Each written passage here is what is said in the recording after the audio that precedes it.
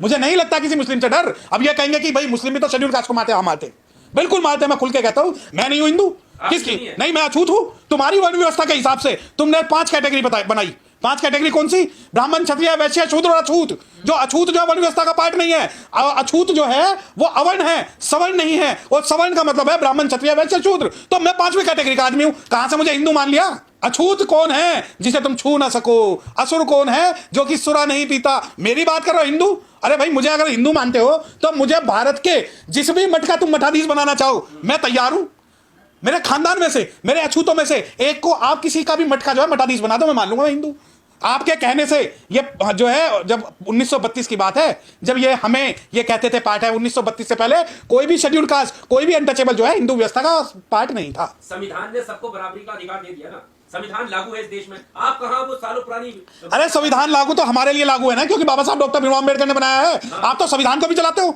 आप लोग संविधान को भी चलाते हो, संविधान की भी अवहेलना करते हो, संविधान को गालियां देते हो। और सबसे बड़ी बात, ये आपकी नीयत बता रहा हूं कि राजस्थान के अंदर जो आपने मनु महाराज की मूर्ति लगाई हुई है वो गैर संवैधानिक है। तो संविधान का जो है, ये अगर आप ये कहते हो कि संविधान को मानते हैं, तो संविधान की सबसे ज्यादा अवहेलना भी आप लोग करते हैं। तो आप संविधान जब लागू है तो अछूत कहां रह गए? नहीं, बिल्कुल है संविधान। ये इन लोगों ने तो आज तक संविधान का जो असली प्रारूप है वही लागू नहीं किया। जो संविधान की मंशा है उसी के ऊपर ये डोरे डाल रहे हैं। और अछूत कहां से रह गए? अछूत शायद आपकी मेमोरी कमजोर है।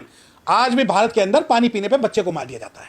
आज भी घोड़ी चढ़ने पे दूल्हे को मार दिया जाता है। आज भी मंदिर जाने पे गर्दन काट दी जाती है। आज भी आवाज उठाने पे जीभ काट दी जाती है। और आज भी अच्छा पहनने पे गोली मार दी जाती है। तो ये जो है, ये तुम्हारी व्यवस्था है। तो अच्छा और बुरा इंसान तो हर धर्म, हर जाति में है ना। उसको एक ही जाति से क्यों क्यों? अच्छा, मुझे एक बात बताएं, अच्छे और बुरे की जब आप बात कर रहे हैं, कठुआ में जब रेप केस होगा तो आप अपनी जाति वाली के साथ खड़े हो जाओगे। अगर किसी शेड्यूल कास्ट का रेप होगा, चाहे हाथरस हो, चाहे खेलराजी हो, चाहे बतानी टोला हो, वहां आपके मुंह में दही जम जाएगी। तो अच्छा और बुरे की जहां तक आप बात कर रहे हैं, हम जो शेड्यूल कास्ट हैं, हम जो संविधान को मानने वाले हैं, हम लोग जो है किसी भी बटेंगे, कटेंगे, छटेंगे के नारों के चक्कर में नहीं आते। हमारे लिए बांटना, छाटना, काटना सभी चीजें जो है संविधान से निर्धारित होती है। और जिस बात की संविधान हमें परमिशन देता है, ये नहीं कि हम बटेंगे तो कटेंगे। क्यों? मुझे तो नहीं लगता डर किसी मुस्लिम से। मुझे नहीं लगता किसी मुस्लिम से डर। अब ये कहेंगे कि भाई मुस्लिम भी तो शेड्यूल कास्ट को मारते, हम मारते, बिल्कुल मारते, मैं खुल के कहता हूं। लेकिन हम दो पार्टों के बीच में पिसा हुआ वो अनाज है जो दोनों से लड़ना जानता है।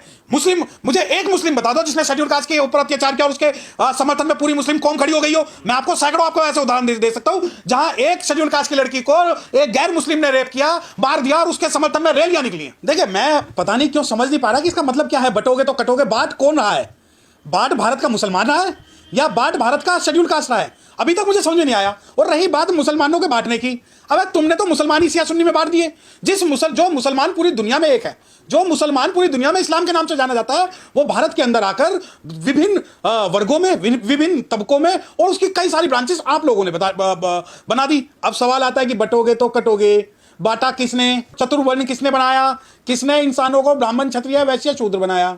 किन्होंने ओबीसी की 6742 जातियां बनाई?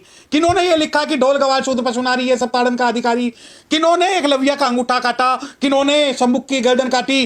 गाय और भैंस में भी अंतर कर दिया। यकीन मानिए कि गाय को तो माता बना लिया, लेकिन भैंस को आज तक नहीं अपनाया गया। दूसरी बात, अब ये कहते हैं कटोगे तो बटोगे। अरे किसको? आज तक आप शेड्यूल कास्ट को नहीं अपना पाए, आज तक आप संविधान को नहीं अपना पाए। संविधान को आप जलाते हो, संविधान की खिलाफत आप करते हो, और उसके बाद कहते हो बटेगे तो कटोगे। अरे मुझे एक बात बताओ, सुप्रीम कोर्ट ने अभी एक डिसीजन दिया। सुप्रीम कोर्ट ने अनुसूचित जातियों को ही 2 भागों में बांट दिया। संविधान ने एक बनाया और इन लोगों ने हमें बांट दिया। अब आ जाओ कटोगे तो बटोगे। भाई देखिए, अगर आप ब्राह्मण, क्षत्रिय, वैश्य, शूद्र को एक करने का काम कर रहे हैं, आप अगर शेड्यूल कास्ट के अंदर रोटी बेटी का रिश्ता रख रहे हैं, और अगर आप जो है शेड्यूल कास्ट को, मुस्लिमों को, महिलाओं को और भारत के आदिवासियों को अगर आप एक करने का काम कर रहे हैं, तो यकीनन मैं आपके साथ हूं। और मैं इस बारे में भी साथ हूं कि बटोगे तो कटोगे। मतलब बांटते तुम खुद हो। तुम्हारी रगों में तुम आदमी को आदमी नहीं समझते। जानवरों के बीच में तुमने जो है 2 फाड़ कर दी। गाय भैंस तुमने अलग कर दी। आप यकीन मानिए, जो भैंस है वो काली है इसलिए एक्सेप्टेड नहीं है। गाय जो गोरी है इसलिए वो माता हो गई। भैंस का दूध पीते हैं, भैंस का सारा प्रोडक्ट खाते हैं, उसके बाद भी भैंस को पूछते नहीं। दूसरी बात, धार्मिक ग्रंथों में व्याख्यान है गाय का, भैंस का थोड़ी है। आप काले घोड़े से तुलना कर रहे हैं। देखिए, आप मुझे ये बात नहीं पता कि कौन ये कहता है कि धार्मिक ग्रंथों में भैंस और गाय में अंतर है।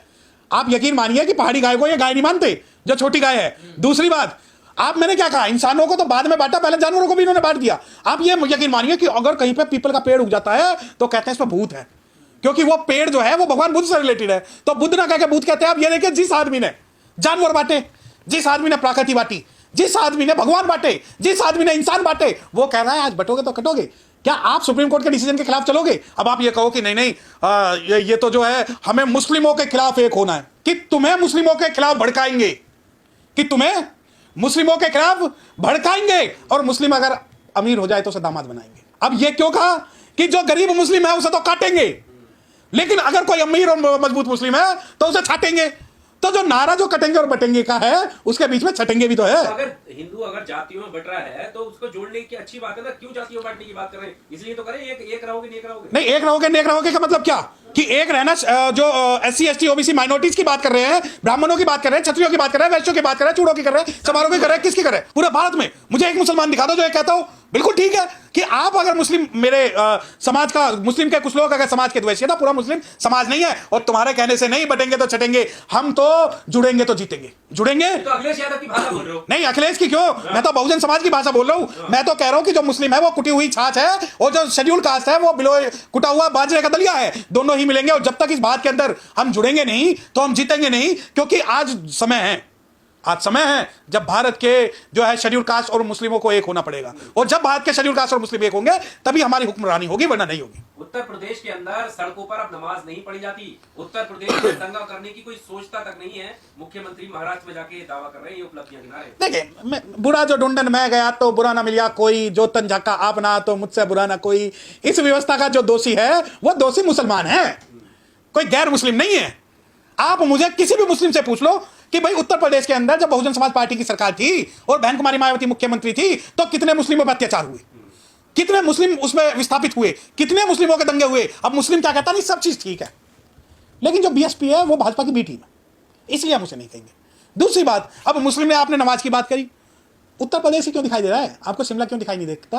उत्तराखंड क्यों नहीं दिखाई देता आपको? दिल्ली क्यों नहीं दिखाई दे रहा जहां दिल्ली के अंदर दंगे हुए? मैं आपको बता दूं, 4 करोड़ लोग, मैं 4 करोड़ लोग जो है शान से कांवड़ यात्रा लाती है, पुष्प वर्षा होती है, कोई दंगा करने की नहीं। देखिए, मेरी एक बात सुन लो कि हमें ना तो कावड़ियों से कोई आपत्ति, ना ही हमें मुस्लिम की नमाज से कोई आपत्ति। हमें आपत्ति है तो सिर्फ उन लोगों से जो लोग ये सोचते हैं कि हमारा देश है, हमारा राज है और वो हमारे हिसाब से चलेगा। एक बात बताओ, आप कह रहे हो कि कावड़ यात्रा के दौरान कोई भी दिक्कत नहीं होती, ऐसा है?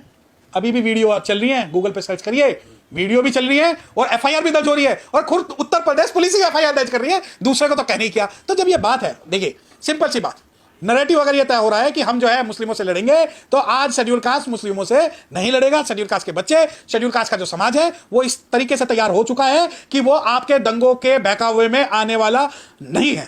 तो क्या जनता जो है वो सरकारों की ये उपलब्धि माने कि नमाज नहीं होने देगी या फिर नहीं, जो देखिए, क्या उपलब्धि? अरे वो एक शेर है कि जलते घर को देखने वाले फूस का छप्पर आपका है, कि जलते घर को देखने वाले फूस का छप्पर आपका है, उसके पीछे तेज हवाएं आगे मुकद्दर आपका है, और तेरे कत्ल पे मैं भी चुप था, मेरा नंबर अब आया और मेरे कत्ल पे तू भी चुप है, अगला नंबर आपका है। ये बात मैं भारत के मुस्लिमों के लिए कह रहा हूं। मैं इसलिए कह रहा हूं कि जब बाबा साहब की मूर्तियां तोड़ी जाती थी तो मुस्लिम समाज भी कहीं ना कहीं, पहले, आज की बात नहीं कर रहा हूं, मुस्लिम समाज भी कहीं ना कहीं चुप रहता था, उसने साथ नहीं दी। मुस्लिम समाज को लगता था अरे नहीं, बाबा साहब की मूर्तियां तोड़ी है, इनसे हमारा क्या लेना देना, कभी मुस्लिम समाज साथ नहीं आया। परंतु आज भारत के 90% जो मुस्लिम है, बाबा साहब की बात होगी, संविधान की बात होगी, तो मुझे ऐसा लगता है शेड्यूल कास्ट के साथ कंधे से कंधा मिलाकर साथ आएंगे। ये